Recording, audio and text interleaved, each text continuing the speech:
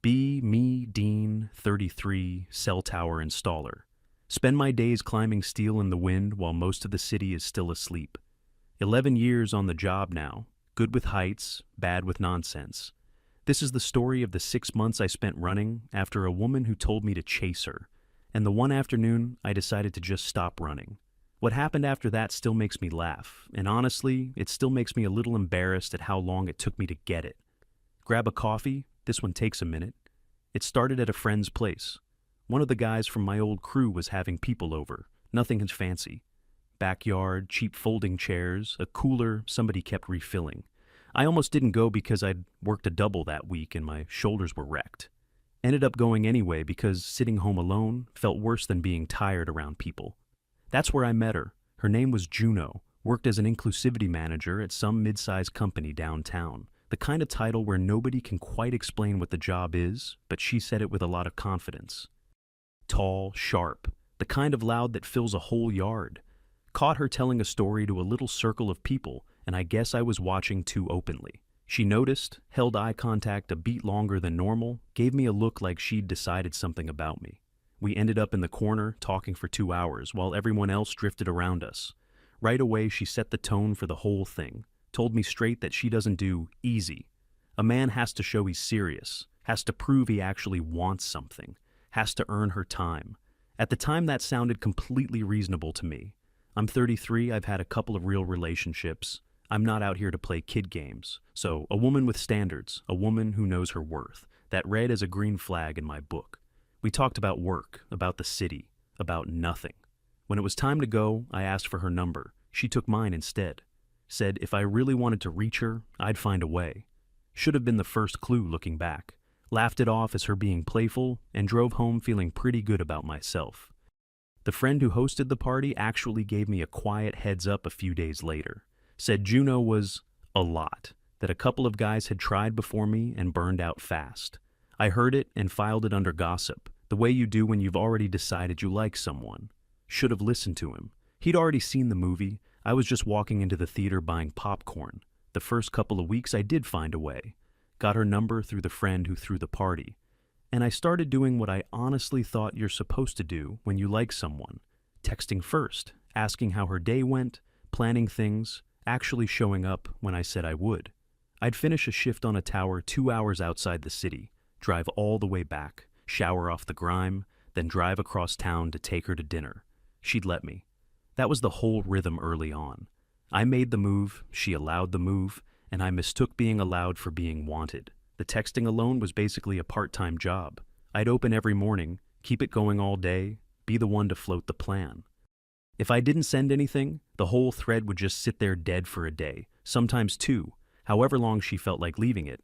Then she'd surface with a one-word reply, and I'd feel relieved, actually relieved, like I'd earned something. That's the part that bothers me most. Looking back, how grateful I got for scraps I'd never have accepted from a friend. The first date set the template, I just couldn't read it yet. Picked a decent place, nothing crazy, a spot I knew was good. She showed up 40 minutes late with no real apology, just a wave of the hand and something about how she doesn't rush for anyone. I paid, obviously. Drove her home, obviously. At the door she said she'd had fun, I guess. Like admitting it was a favor she was doing me. And I drove off replaying the whole night trying to figure out what I could have done better.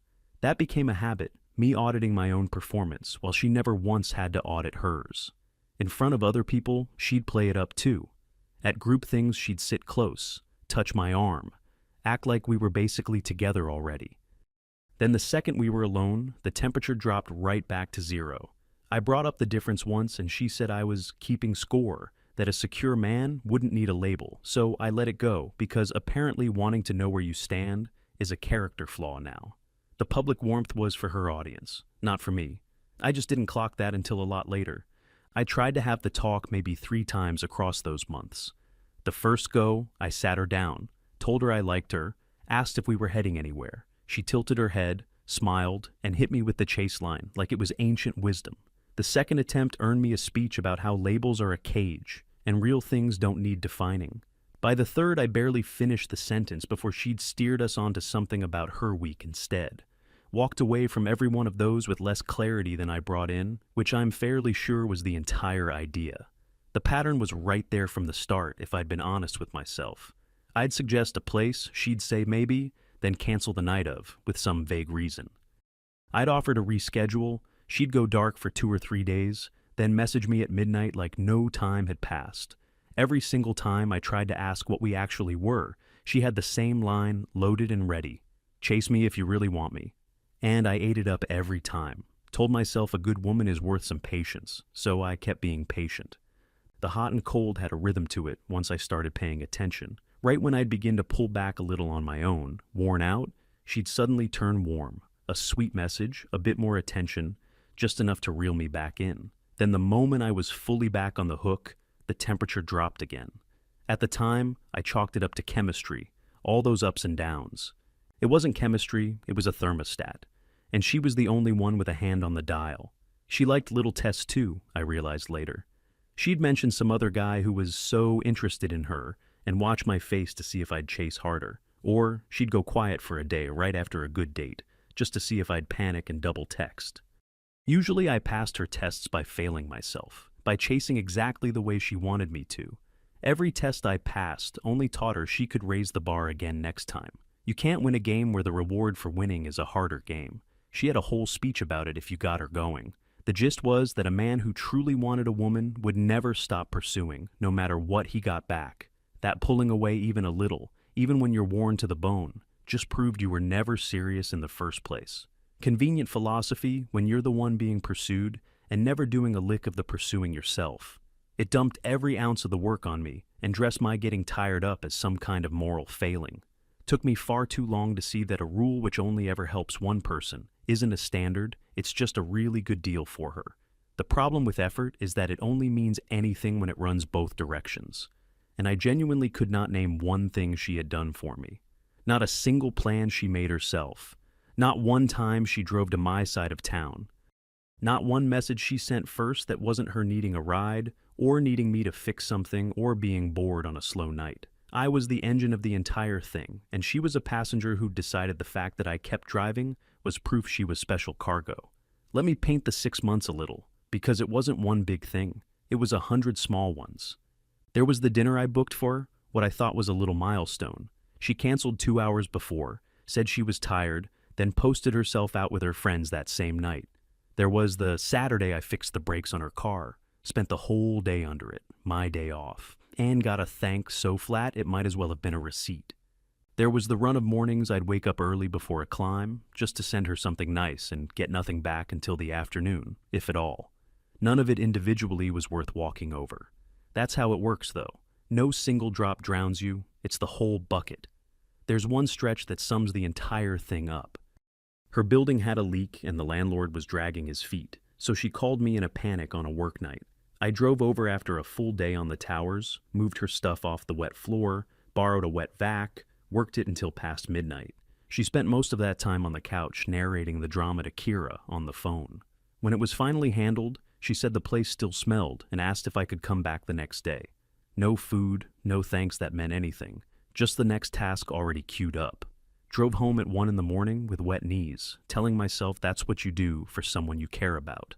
And it is. It just isn't what you do for someone who would never once do the same for you. She volunteered me to help a friend of hers move one weekend, too. A friend I'd never even met.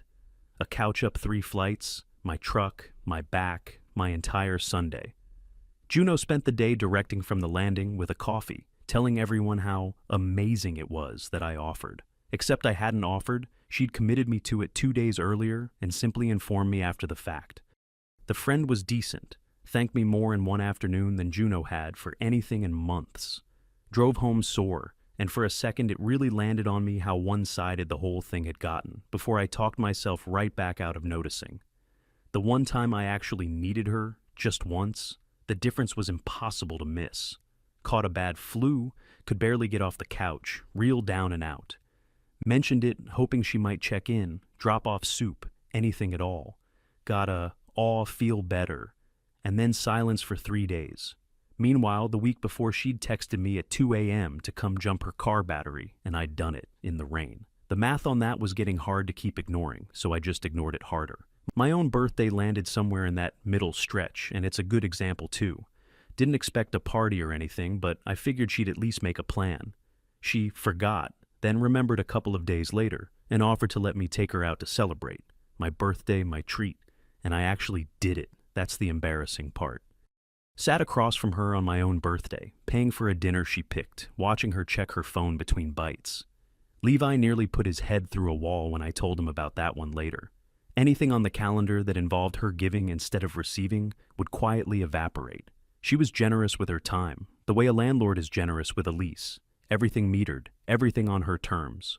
There was one dinner where the mask slipped for a second. A waiter got our order a little wrong, and she went sharp with him. Sharp enough that the table next to us went quiet. Then 2 minutes later, she was all charm again, laughing like the whole thing hadn't happened. Remember thinking that was a lot of heat to keep on a hair trigger. Brushed it off naturally because I was busy being impressed by her instead of paying attention to what she'd just shown me.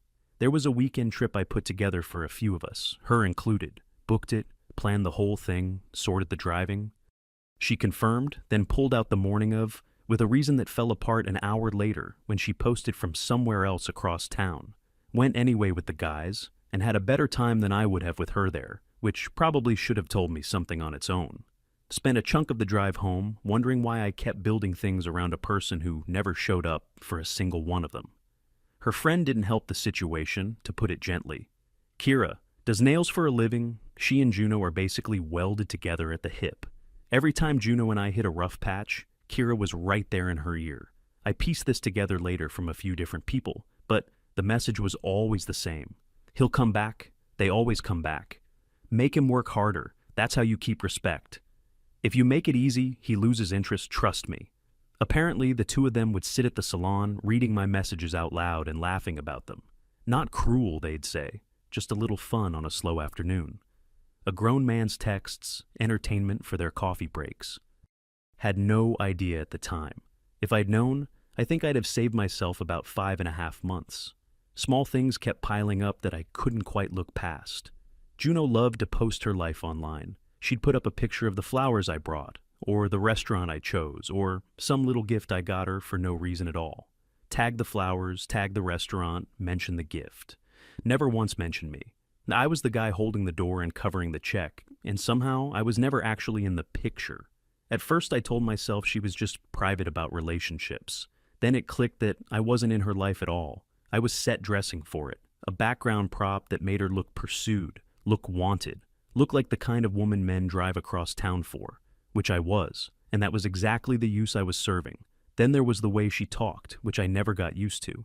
Everything a man did wrong was supposedly proof of some bigger sickness. A guy at her work pushed back on one of her ideas in a meeting. That was male toxicity. A stranger held a door a little too eagerly. Toxic. If I sent 2 texts before she answered, I was being a bit intense, which was, surprise, a toxic pattern. But if I didn't text at all, then I clearly wasn't invested. No move on the board scored a point. The whole game was rigged, and I was the only player who hadn't read the rules. The toxicity thing got its own greatest hits after a while. I opened a stuck jar for her once without being asked, and she made a whole comment about how men need to feel needed, how it's a control thing. So the next time something was stuck, I left it alone, and that was me being passive and emotionally unavailable. She read a book around then, all about toxic men, and for about 2 weeks everything I did got a chapter and a page number. I'd say something completely normal and watch her file it under some pattern she'd just learned the name of the day before. Couldn't win, wasn't meant to win, winning was never actually on the table. I want to be clear that I wasn't some pushover with no spine and no life. I've got a job that keeps me sharp and a body that's tired for good reasons. A couple of solid friends, a routine, my own place, my own money. But when you actually like someone, you extend them credit way past the point the numbers stopped adding up. Kept telling myself that if I just proved it long enough, she'd finally relax and let me in. That's the trap right there. You convince yourself the wall is temporary. You convince yourself the chase has a finish line somewhere up ahead. It doesn't, because the chase was never a road to a destination. The chase was the destination for her. The job should have kept me honest about all this, really. Up on a tower, you can't talk your way through anything. The bolt's tight or it isn't. You're clipped in or you're not. Everything up there is real. No spin, no version of events, just steel and gravity. Then I'd come down and drive straight into a situation that ran on nothing but spin, and somehow never noticed the gap. Took Levi asking one plain question to make the ground level stuff as simple as the tower stuff. The guy who finally knocked some sense into me was Levi. Trains people at a gym near my place. Known him for years, built like a fridge with legs, blunt as a dropped wrench. I was telling him about Juno over coffee one morning, complaining a little, but also, embarrassingly, kind of proud of how hard I was grinding. He let me get all the way through it. Then he just looked at me and asked one question. In 6 months, had she ever chased me back, even one time? Opened my mouth to answer, and nothing came out. Because the true answer was no. Not once, not a single step in my direction, not ever. Levi didn't soften it. Told me straight that I wasn't her boyfriend, I was her supply. Said she wasn't asking me to catch her, she was asking me to keep feeding her. Every first text I sent, every dinner I covered, every drive across the city, all of it a little hit of feeling wanted, with me handing it out for free. The chase would never end, he said, because the second it ended, she'd have to give something back, and she had zero intention of ever doing that. I pushed back on him for a solid 10 minutes. Told him he didn't know her, that it was more complicated, that there was something real underneath all of it. Then I drove home and sat in my truck in the driveway a while with the engine off. Ran the entire 6 months back through my head, honestly this time. Every date, every text thread, every favor. Each time, without a single exception, I moved and she stood still. Levi was right, and it turned my stomach a little.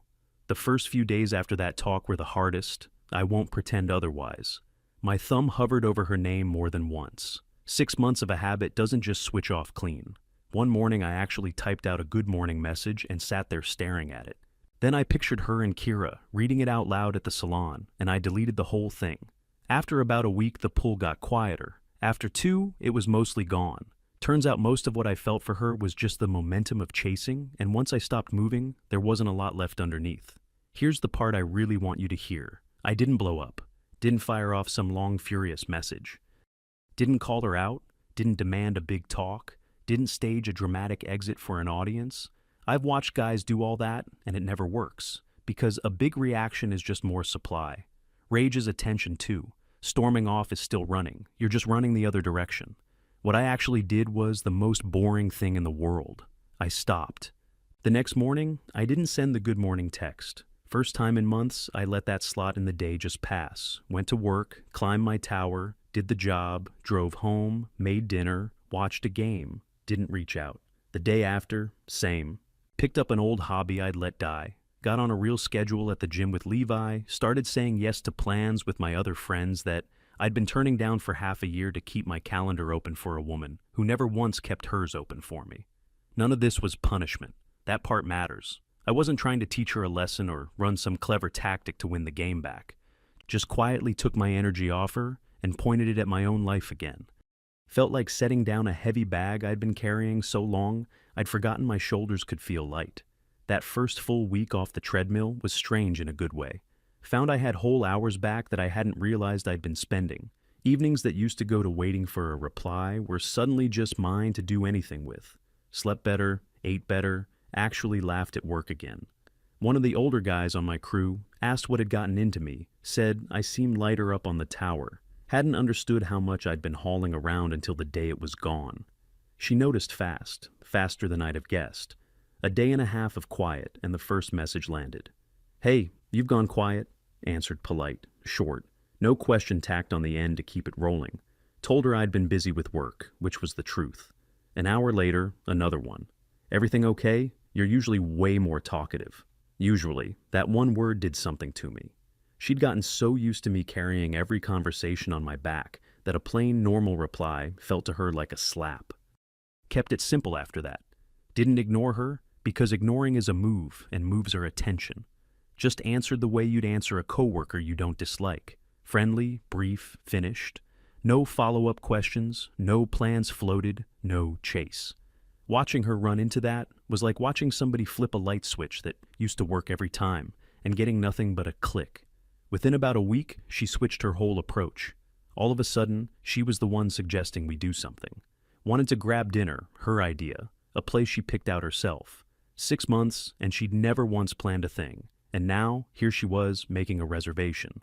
Told her I had a lot going on with work and couldn't that week. Which was true, but I'll be honest, even if it hadn't been, I think I'd have said the same. The pull just wasn't there anymore. The thing I'd spent half a year straining to earn had quietly stopped mattering to me, and I never even sat down and decided that. It just drained out on its own. The attempts got more creative as the weeks went on. She happened to show up at a coffee place near my gym that she'd never set foot in before. Acted all surprised to see me, wide eyes. What are the odds? I was polite, finished my drink, left on time for my session. Then came a message that she'd found something of mine and wanted to give it back. Except I couldn't think of a single thing I'd left anywhere. Classic reason to manufacture a meeting. Told her to just toss it or drop it with the friend who introduced us. Every door she tried to prop open, I closed gently. And every closed door seemed to make her push harder on the next one. She started going through other people too. A mutual friend texted me out of nowhere to say Juno was really hurt, and maybe I was being harsh. The friend only had her version, not the whole picture, so I didn't hold it against them. Laid it out plainly that I'd chased for 6 months and never got a thing back, and that I'd simply stopped. No drama, no cruelty to it. Never heard another word from that direction. Funny how a story shrinks the moment someone asks it a normal level question. She called once, actually called, which she'd almost never done in 6 months. Let it go to voicemail, not out of spite. I was up a tower and couldn't have answered if I'd wanted to. The message was long and wandered through a few different moods. Opened soft, missing me, then drifted into how I'd hurt her. Then circled back to, maybe we could just talk. Listened to it once on the drive home and didn't call back. A month earlier, that voicemail would have had me turning the truck around at the next exit. That evening, it just sounded like noise coming from a place I used to live. The offers got telling near the end. All of a sudden, she was willing to do every single thing she'd never once done. Offered to drive to my side of town. Offered to plan a whole weekend. Offered to make it official, the exact word she'd called a cage a month earlier. Everything I'd asked for and been refused across 6 months was suddenly on the table now that I'd stopped asking. It wasn't a change of heart, it was a change of leverage. She only reached for the labels once they were the last thing left that might drag me back. Then came the heavier artillery. Her posts changed. Overnight she was out at clubs, putting up videos from the middle of the crowd, drink in hand, that big performative laugh. And there was a guy in a lot of them. Ashton promotes clubs for a living, always has a wristband and a bottle, and that looked like he's 2 seconds from telling you about an event you should come to. The two of them, tagged together, front and center, night after night, for a stretch. Knew exactly what that was. A flare fired straight at me, meant to sting, meant to make me come sprinting back to defend my spot before somebody took it. 3 weeks earlier, that might have actually worked. Felt a small flicker of something, and then, mostly, nothing. Closed the app, went to bed, slept fine. The funniest part of the whole saga is that Ashton didn't even last. A week, maybe a hair more, and he vanished from her posts completely. Heard later, he figured out pretty quick there was nothing real there, that he was just a prop being used the exact same way I'd been used. Difference is, he clocked it in 7 days, and it took me 6 months. Can't even be annoyed at the guy. He saw the trap and stepped around it faster than I ever managed to. The jealousy play falling flat seemed to shake her more than anything else had. The messages got longer and started reaching backward. She'd bring up little memories from when we first met, the party, that first long talk, framing it like we'd had this real thing that I was carelessly throwing in the trash. Asked me flat out one night if I'd just given up. And I noticed she kept steering toward this idea that men do exactly this, that men check out the instant a woman dares to have standards, that my whole thing was just some toxic male reflex where I couldn't handle a woman who wouldn't chase me back, which was almost impressive, because I had chased for half a year straight. She was the one who never once took a single step off the spot she was standing on. One message she sent late one night deserves special mention. The theme was that I'd changed, that I used to be so warm and attentive and now I was cold, that maybe I'd been love-bombing her the entire time, and this was the real me finally showing through. Read that one twice just to appreciate it. 6 months of me driving across town was now evidence I was some kind of manipulator. The exact same effort that made me a great guy when she wanted it made me a red flag the second I stopped supplying it. Didn't argue. There was nothing to argue with. The story was always going to be whatever she needed it to be that day. Told Levi about that message over coffee that week. He laughed hard enough to nearly knock his cup off the table. Said it out loud, that a man drives across town for half a year and gets recast as the villain the exact day he stops. Then he turned a little serious and said, that's always the tell. That the story flips to protect whoever was getting the free ride. He wasn't wrong about that one either. Here's where it got genuinely interesting.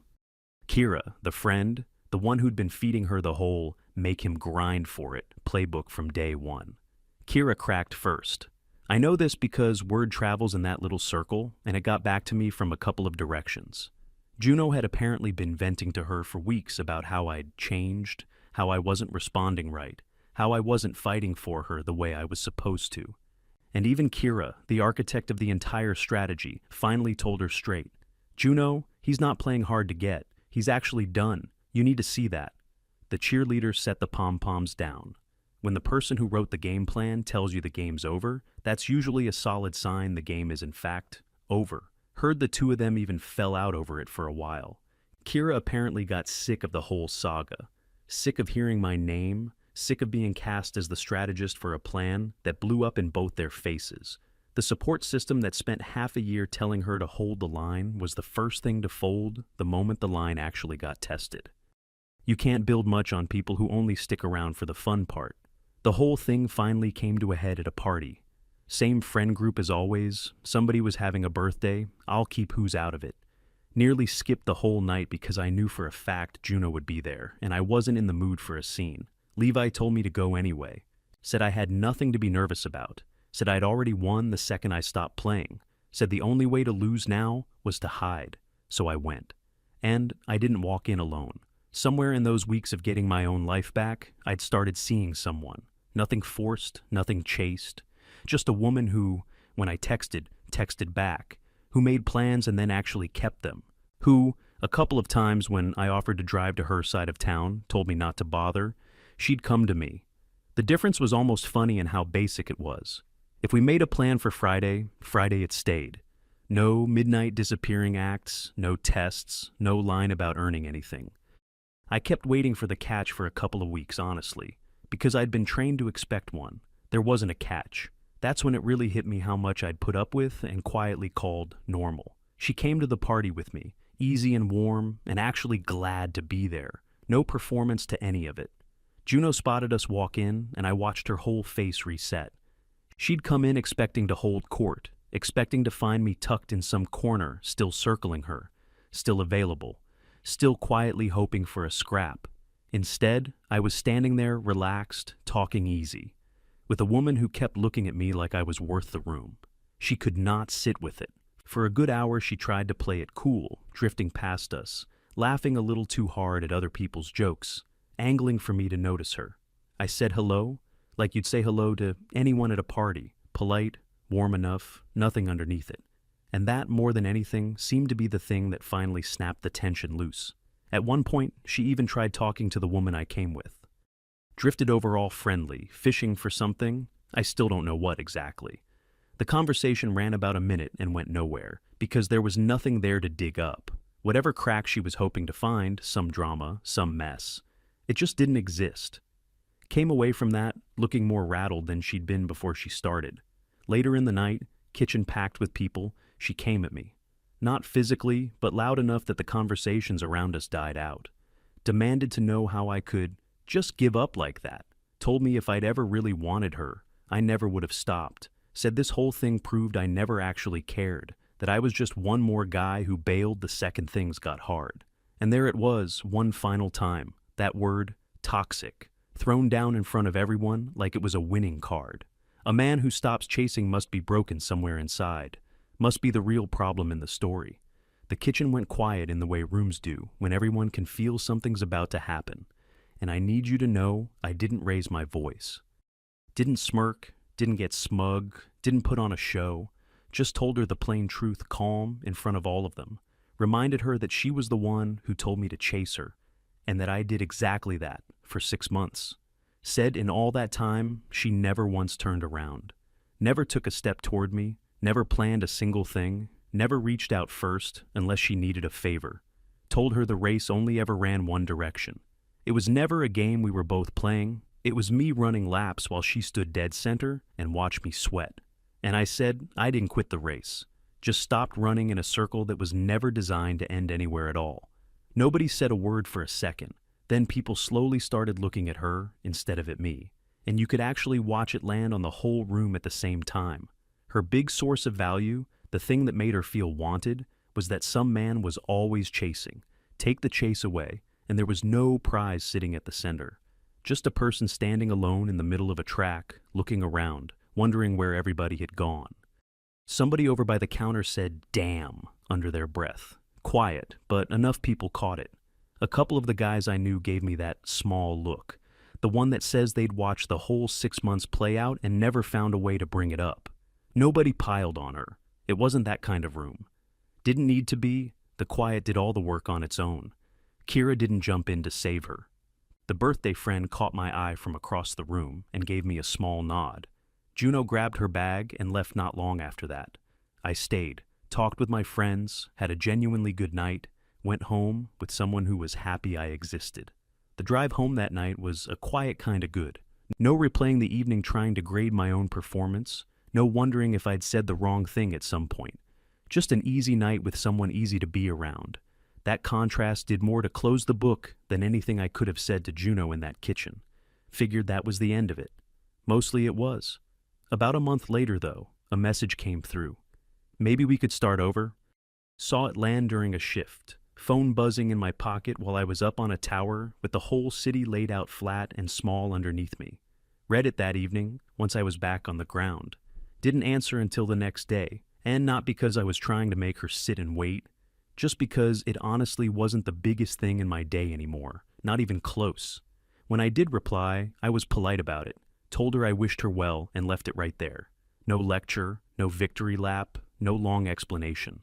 Didn't feel the need to win a thing that was already over. People ask me sometimes if I was angry at her. Not really in the end. Angrier at myself for how long I let it run.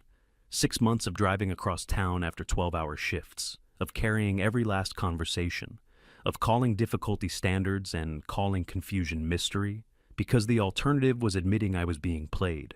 All of it, so one person could feel wanted without ever once having to want me back. The lesson, if there even is one, is short and it's cheap. Someone who actually wants you doesn't make you run in circles to prove it. They just walk next to you. The whole chase me thing sounds romantic right up until you realize it's a way to collect every benefit of being pursued while risking nothing of your own. A finish line that keeps sliding forward so you never actually arrive. And the second you plant your feet and look at it clearly, the spell breaks, for both people at once. I don't hear from Juno anymore. Last I knew, she was still telling people some version where I'm the one who did her wrong. The toxic guy who couldn't handle a strong woman with standards. That's fine by me. She can keep that version. I've got the real one, and I know which of us was actually running. The woman I brought to that party and I are still together, for what it's worth. Nothing dramatic to report, which is sort of the whole point. Plans get made and kept, messages get answered, nobody's running laps for anybody's ego. Turns out the thing I'd been chasing all those months wasn't even Juno. It was just the feeling of being chosen. Found that with someone who actually chose me back, and it cost me exactly 0 sprinting to get it. Be me, Dean, 33. Stop chasing a woman who told me to chase her. And for the first time in 6 months, standing completely still, I finally felt like I was moving forward.